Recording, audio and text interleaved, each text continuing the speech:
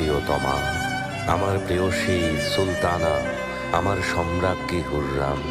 অহর্নিশি যার বিরহে আমি কাতর, আমার সব আনন্দের উৎস, আমার কষ্টের একমাত্র নিরাময় হুররাম।